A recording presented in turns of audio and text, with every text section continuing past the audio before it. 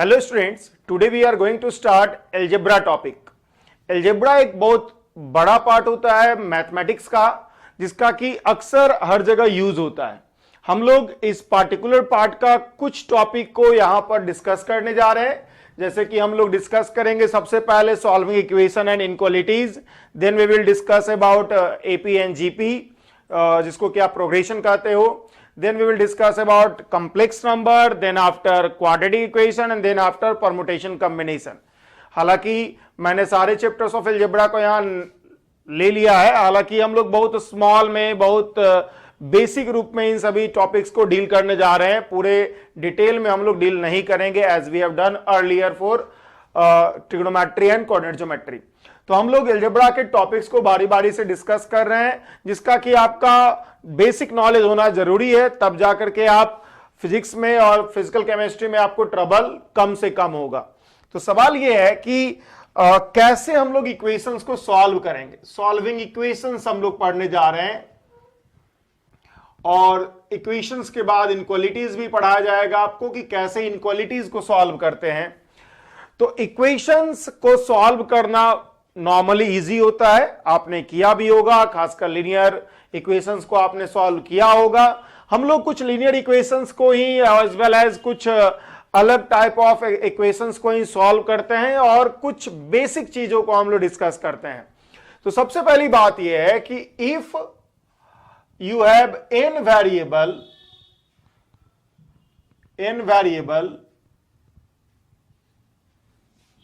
Then you need n equations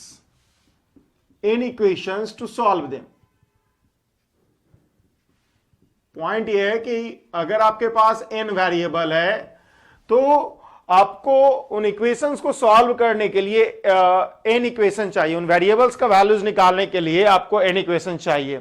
सवाल यह है कि सॉल्व करने का मतलब क्या है। सॉल्व करने का मतलब है to find the value of variable, to find the value of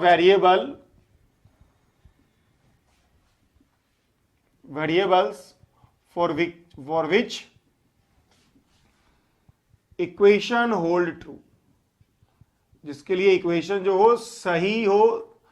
तो पॉइंट ये है कि अगर आपको n वेरिएबल्स है तो आपको n इक्वेशन चाहिए, तब जाके आप सभी वेरिएबल्स का वैल्यूज निकाल सकते हो। This is the general rule जो कि आपको जानना चाहिए।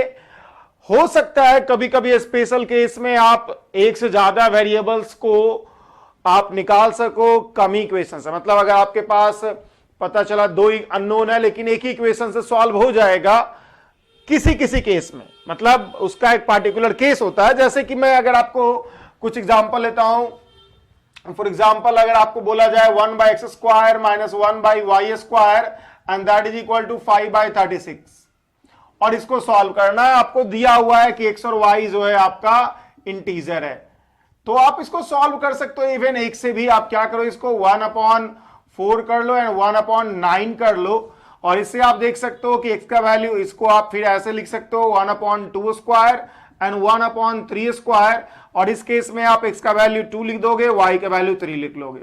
तो आप देखा आपने कि एक ही इक्वेशन था, एक ही रिलेशन आपको दिया गया है जिससे कि आपने दोनों वेरिएबल को सॉल्व कर लिया।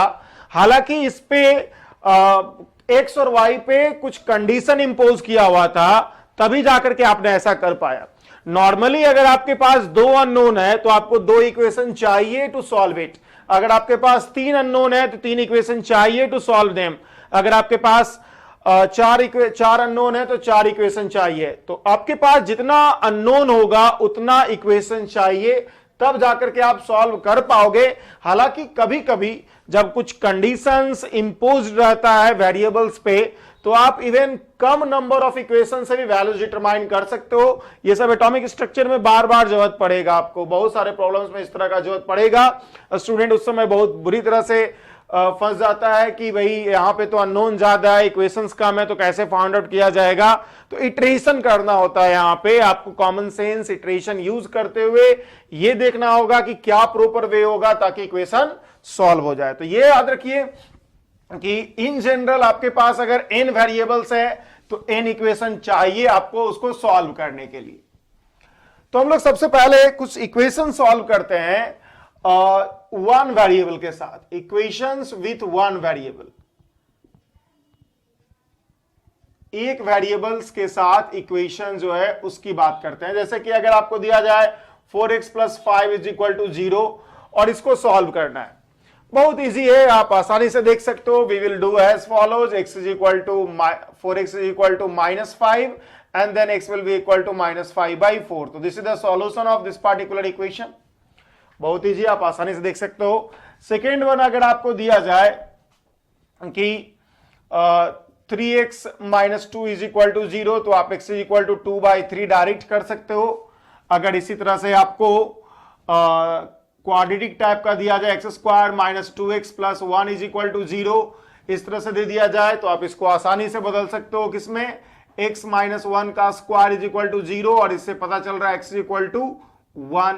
तो ये सब बहुत इजी इक्वेशंस था जो कि हमने सॉल्व करा।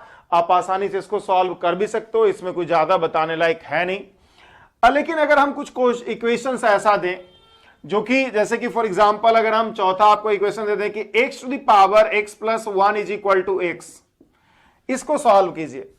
x to the power x + 1 = x, इसको सॉल्व करना है आपको। तो कैसे सॉल्व करोगे, आप देखो इसको, x to the power x into x will be equal to x।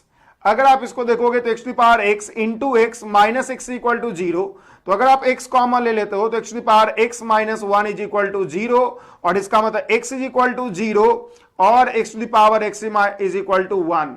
x to the power x = 1 का मतलब है कि x का वैल्यू 1, इससे पता चल रहा है कि x का वैल्यू 1। तो आपके पास देख सकते हो कि दो सॉल्यूशन आया, एक तो आया x का वैल्यू 0, अगर आप 0 का पावर समथिंग करते हो 1, एक्चुअल में 0 का पावर 0 + 1 करते हो तो 0 ही आएगा। एंड सेकेंड वन, अगर आप x का वैल्यू 1 रखते हो यहां पर, तो आप रखो यहां पे x का वैल्यू 1, तो x का वैल्यू 1 रखते हो तो 1 का पावर 2 = 1। तो आप देख सकते हो ये दोनों जो वैल्यूज है वो इसको सेटिस्फाई कर रहा है, इसलिए दोनों इसका सॉल्यूशन होगा। हम एक और इक्वेशन आपको दे रहे हैं जिसमें कि आप देखोगे कि आपका जो सॉल्यूशन होगा उसको आपको देख करके ये पता करना होगा कि ये particular solution, particular value of variable जो है वो सेटिस्फाई कर रहा है कि नहीं कर रहा है पार्टिकुलर इक्वेशंस को। ये खासकर तब इंपॉर्टेंट हो जाता है कि जो वैल्यूज आपने लाया x का सॉल्व करके, वो आप सेटिस्फाई करके देखिए ओरिजिनल इक्वेशन में, जब आप स्क्वायरिंग वगैरह कर रहे हो। अगर मान लो आपके पास कोई ऐसा इक्वेशन है, मान लिया आपके पास है √4x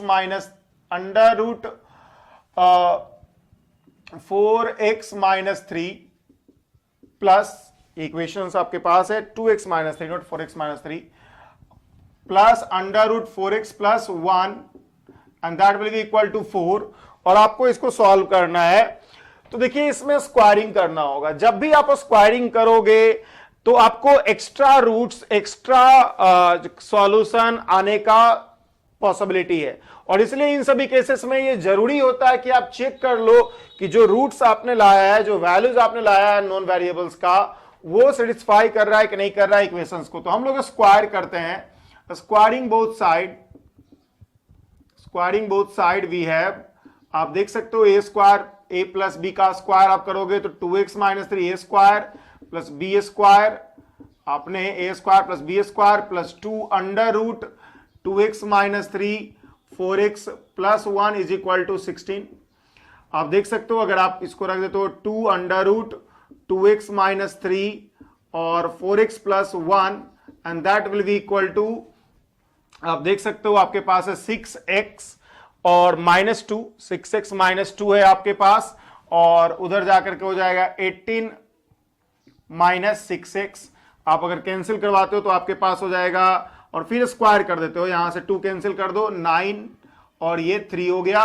अब फिर स्क्वायर कर दो, तो स्क्वायर करोगे तो आ जाएगा 2x - 3 4x + 1 and that will be equal to 9 - 3x का स्क्वायर मीन्स 9 - 3x का स्क्वायर। आप देख सकते हो, आप करोगे सॉल्व इसको तो आपके पास हो जाएगा 8x² - 10x और -3 = हो जाएगा आपके पास 81 + 9x² - 54x, और इस तरह से अगर आप सॉल्व करते हो तो हो जाएगा x², और फिर आपके पास हो जाएगा 44x, और फिर आपके पास हो जाएगा plus 84 and that is equal to 0। अगर आप इसको सॉल्व करोगे तो x minus 2 x minus 42 will be equal to 0। तो आपके पास x का वैल्यू 2 और x का वैल्यू 42 आएगा। ये दो सॉल्यूशन आया इस पर्टिकुलर इक्वेशन को। आपने दो बार स्क्वायरिंग किया है, एक बार वहां पे किया स्क्वायरिंग और एक बार स्क्वायर यहां पे किया, ताकि अंडर रूट को आप हटा सको।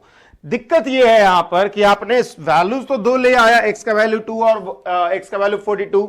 अब आप क्या करोगे, x का वैल्यू 2 को पुट करोगे यहां पे, और x का वैल्यू अगर आप 2 करते हो तो आप देख सकते हो कि 2 into 2 minus 3 that is equal to 1 under root that is equal to 1, and 4 into 2 plus 1 that is equal to under root 9 that is equal to 3. So 1 plus 3 is equal to 4 satisfied. So this is true. This is correct value of x. However, if we put 42 here, 42 अगर आप रखते हो यहाँ पे तो 2 into 42 that will be equal to 84 minus 3 that is equal to 81. 81 under root will be equal to 9 and 9 here, and you can see here if we put 42 here you will get 169 here under root, and then we will 13 plus 9 that will be equal to 22, which is not satisfied by which is not satisfied in above equation. So only one answer is correct. If you give two answer to this particular equation that will be wrong. So point is, अगर आप squaring कर रहे हो, अगर आप squaring वगैरह कर रहे हो इक्वेशन को सॉल्व करते समय, या बहुत सारा ऐसा केस होता है कि जब आप कर देते हो तो ये जरूरी होता है इक्वेशन को सॉल्व करते समय जो एक्स्ट्रा स्टेप आप करते हो, स्क्वायरिंग करते हो, तो इन सभी जगह ये जरूरी हो जाता है कि आपके पास जो सॉल्यूशन आया है आप उसको चेक कर लिया करो। चेक करने से ये होगा कि जो एक्स्ट्रा वैल्यूज आ रहा है, जो स्क्वायरिंग वगैरह के कारण नॉर्मली आ जाता है, वो एलिमिनेट हो जाएगा और आपका जो ओरिजिनल सॉल्यूशन होगा वो आ जाएगा।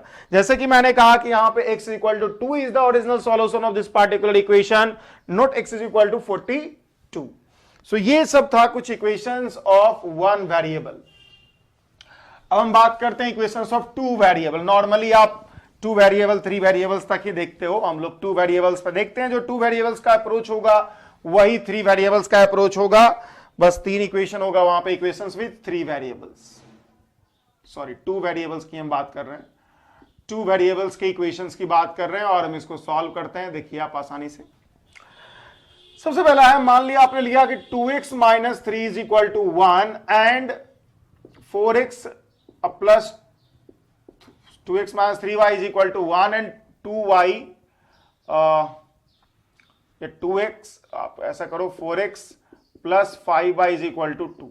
इसको आपको सॉल्व करना है, इस पार्टिकुलर इक्वेशन को सॉल्व करना है। तो बहुत इजी है, आप जानते भी होंगे। तो क्या करोगे आप क्या करोगे, इसमें 2 से मल्टीप्लाई करोगे। आपके पास 2 इक्वेशंस हैं, आप क्या करोगे, इसमें 2 इंटू 1 कर दोगे। 2 इंटू 1 करने से क्या होगा, 4x minus 6y is equal to हो जाएगा 2, एंड हियर वी हैव 2 आपके पास है, मतलब 4x plus 5y is equal to 2। अगर आप इन दोनों को क्या करते हो, घटा देते हो, सब्सट्रैक्ट कर देते हो, तो आपके पास देखोगे ये कैंसिल, ये कैंसिल, आपके पास होगा minus 11y is equal to 0, मतलब y इज इक्वल टू 0। तो आपके पास y is equal to 0, this is the solution here, जो कि आप यहां पर देख सकते हो कि y का वैल्यू यहां पे क्या आ गया है, 0 आ गया है। बात अगर हम नेक्स्ट करें, अब सेकेंड वन, y का वैल्यू 0, जैसे ही आप x का वैल्यू फाइंड आउट कर सकते हो, y का वैल्यू 0, मतलब x का वैल्यू आपके पास है यहां पर किसी भी 1 इंप्लाइज दैट और 2 इंप्लाइज x का वैल्यू 1/2। तो इसका सॉल्यूशन ये हो जाएगा, y का वैल्यू 0 और x का वैल्यू y/2। अगर आपके पास है equation 2x minus 2x minus 5y is equal to 4 and 4x minus 4x plus 2y is equal to 8, इसको सॉल्व करना है तो आप आसानी से फिर अगेन सॉल्व कर सकते हो। फिर आप क्या करोगे, आप इसमें फिर 1 को 2 से गुना करोगे और माइनस 2 कर दोगे। आप देखोगे हो जाएगा 4x minus 10y is equal to, इसको 8 नहीं 6 कर देता हूं मैं, 8, and then we have 4x plus 2y is equal to 6, और आपके पास आ जाएगा माइनस माइनस माइनस, तो कैंसिल हो गया, ये हो जाएगा minus 12y that will be equal to 2, so y is equal to minus 1/6, और y is equal to minus 1/6 है तो आप 1 से आप x का वैल्यू निकाल सकते हो। आप 2 into x minus 5 into -1 by 6 is equal to 4. So we have 2x is equal to 4 minus, and this is plus. So minus 5 by 6. So this is equal to 24 minus 5. 24 minus 5 will be equal to 19 by 6. So x will be equal to 19 by 12. So this is the final solution. x का value आपके पास 19 by 12 आया और y का value 1 by 6 आया. तो ये सब normal सा इक्वेशंस है टू वेरिएबल्स का, जिसको कि हम लोग सॉल्व कर सकते हैं इस तरह से ऐड और सब्सट्रैक्ट करके, डिपेंडिंग अपॉन कौन कैंसिल करना है आपको. किसी भी एक वेरिएबल का कोफिशिएंट को इक्वल करिए और उसको कैंसिल आउट कर लीजिए, बस यही पॉइंट है यहां पे. बस यही तरीका है कि किसी भी वेरिएबल्स का, एक्स और वाई दो वेरिएबल है, आप में किसी भी एक का वेरिएबल को कांस्टेंट सेम कर लीजिए बाय मल्टीप्लाइंग सम नंबर्स और उसको एलिमिनेट कर लीजिए. जैसे कि एक और इक्वेशन मैं देता हूं, इसमें आपके पास है, अगर मान लो तीसरा हम सॉल्व कर रहे हैं, x plus 2y is equal to 4 दिया हुआ है and y minus 2x equal to 1 दिया हुआ है और इसको सॉल्व करना है.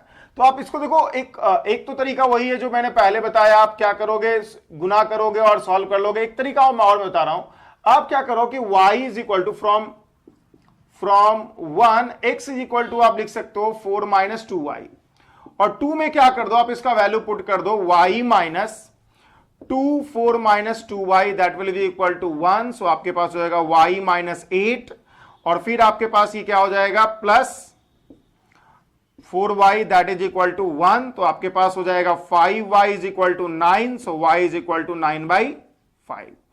सो y का वैल्यू यहां पे 9 बाई 5 हो रहा है. तो आप देख सकते हो आसानी से कि यहां पे इक्वेशन आपका सॉल्व हो गया. y का वैल्यू अगर 9 बाई 5 है तो x का वैल्यू आप देख सकते हो 4 minus 2y that is equal to 4 minus 18 upon 5. So इस देख सकते हो 2 अपॉन 5. तो ये आप आसानी से सॉल्व कर सकते हो. ये भी एक तरीका है कि आपने क्या किया, एक इक्वेशन से एक वेरिएबल को दूसरे वेरिएबल के टर्म में लिख दिया और उस वैल्यू को आपने सेकेंड इक्वेशन में पुट कर दिया, आपके पास सॉल्यूशन आ गया. अब देखिए, इस इक्वेशन को सॉल्व करने का एक और तरीका होता है ग्राफिकल अप्रोच.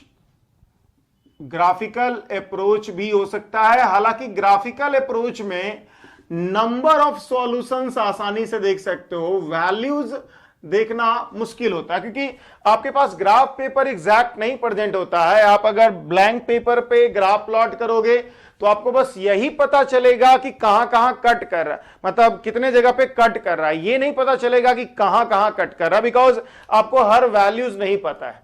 तो पॉइंट ये है, लेकिन नंबर ऑफ सॉल्यूशंस के लिए अच्छा अप्रोच होता है. बहुत बार ये भी पता करना होता है कि कितने जगह कितना सॉल्यूशंस होगा पार्टिकुलर सेट ऑफ इक्वेशंस का, तो उसके लिए ग्राफिकल अप्रोच अच्छा है. ग्राफिकल अप्रोच को आप यूज कर सकते हो. जैसे कि मैं क्या करता हूं, यहां पे x plus 2y is equal to 4 को प्लॉट करता हूं. x is equal to 2y is equal to 4 को प्लॉट करने के लिए आप इसको क्या करो, x by 4 plus y by 2 is equal to 1 ले आओ और ये दिस इज द आप देख सकते हो ये क्या हो गया, इंटरसेप्ट फॉर्म आपको पढ़ाया गया कोऑर्डिनेट्स में, ये इंटरसेप्ट फॉर्म है. And second one is y minus 2x is equal to 1. So आप इसको ऐसा लिख सकते हो, x by minus half plus y by 1 is equal to 1. तो आपके पास दोनों इक्वेशंस हैं और दोनों को आप प्लॉट करो. देखो आपके पास इक्वेशंस कितने स्ट्रेट लाइन कितने जगह कटता है, तो x को 4 पे 1 2 3 4, y को 2 पे ये कट कर रहा है, तो ये और ये पॉइंट यहां से मिलकर के एक स्ट्रेट लाइन जाएगा. So this is a straight line 1 जो कि इक्वेशन 1 को रिप्रेजेंट कर रहा है. सेकेंड की बात अगर हम करें तो आपके पास x का वैल्यू माइनस हाफ है, तो minus half is this one, and y का वैल्यू 1 है. तो आपके पास जो equation of a straight line होगा वो ये होगा. आप देख सकते हो ये दोनों कहां पे कट कर रहा है, एक ऐसा पॉइंट है जहां पे दोनों एक दूसरे को इंटरसेक्ट कर रहा है. यही जो होगा x का वैल्यू होगा जहां पे सॉल्यूशन आएगा और यही जो होगा y का वैल्यू होगा. तो आप देख सकते हो कि x का वैल्यू जो होगा वो लगभग 1 से मतलब 2 बाई 5 आ रहा है, x से 1 से भी कम आ रहा है, और y का वैल्यू 1 से ऊपर आना चाहिए था. y का वैल्यू आप देख सकते हो 1 से ऊपर आ रहा है जो कि दिख रहा है. हालांकि यहां पे एग्जैक्टली आप x और y का वैल्यू डिटरमाइन नहीं कर पाओगे, लेकिन ये जरूर है कि ग्राफिकल अप्रोच से आप नंबर ऑफ सॉल्यूशंस को डिटरमाइन कर सकते हो. बहुत बार ऐसा होता है कि आपको नंबर ऑफ सॉल्यूशन से ही निकालना होता है, आपको एग्जैक्ट सॉल्यूशन करने का जरूरत नहीं है. जैसे कि मैं एक और इक्वेशन देता हूं आपको, इस तरह से ही आप दोनों तरीके से आप सॉल्व करोगे. पहला मैं दे रहा हूं y is equal to x square plus 1, and second one मैं दे रहा हूं एक्स स्क्वायर ही दे रहा हूं मैं अभी, y is equal to x minus two, ये दोनों को सॉल्व करना है। तो अब गौर कीजिएगा, एक तो तरीका है कि एक्स स्क्वायर वाई का वैल्यू एक्स स्क्वायर पुट कर दीजिए, minus x plus two is equal to zero, और इससे एक्स का वैल्यू आ जाएगा माइनस बी, आप इसको प्लस ही में रखो ताकि सही सॉल्यूशन आए। तो आपके पास आ जाएगा, इसको आप सॉल्व करके एक्स का वैल्यू निकाल सकते हो। आप देखोगे क्या करोगे आप, x square minus 2x minus x minus two is equal to zero, ये मैं कर देता हूं, प्लस एक्स कर देता हूं, तो x minus two plus one, x minus two is equal to zero, so x का वैल्यू प्लस वन और एक्स का value minus two is equal to zero, तो एक्स का वैल्यू माइनस वन होगा, एक्स का वैल्यू प्लस टू होगा। तो ये सॉल्यूशन आपको आ गया है। एक्स का वैल्यू अगर माइनस वन और एक्स का वैल्यू प्लस टू है तो वाई का वैल्यू आपके पास हो जाएगा, वो अगर माइनस वन रखोगे तो वन होगा, और वाई का वैल्यू इसके कॉरस्पॉन्डिंग आप देख सकते हो कितना होगा, अगर आप रखोगे तो y का वैल्यू 4 भी होगा। मतलब या तो आप क्या करोगे, आपके पास x प्लस टू है तो आपने क्या किया, एक्स स्क्वायर रख दिया। अब आप क्या करोगे, इसमें x का वैल्यू माइनस वन भी होगा, x का वैल्यू प्लस टू भी होगा। तो अगर x का वैल्यू माइनस वन रखते हो तो आपके पास हो जाएगा y is equal to one, यहां भी वन, और अगर आप x का वैल्यू टू रखते हो तो y का वैल्यू हो जाएगा 4। तो आपके पास वन के कोरस्पॉन्डिंग माइनस वन के कॉरस्पॉन्डिंग एक्स का वैल्यू माइनस वन के कॉरस्पॉन्डिंग वाई का वैल्यू 4 होगा, वाई का वैल्यू 1 होगा, एक्स का वैल्यू प्लस टू कॉरस्पॉन्डिंग भी वाई का वैल्यू 4 होगा।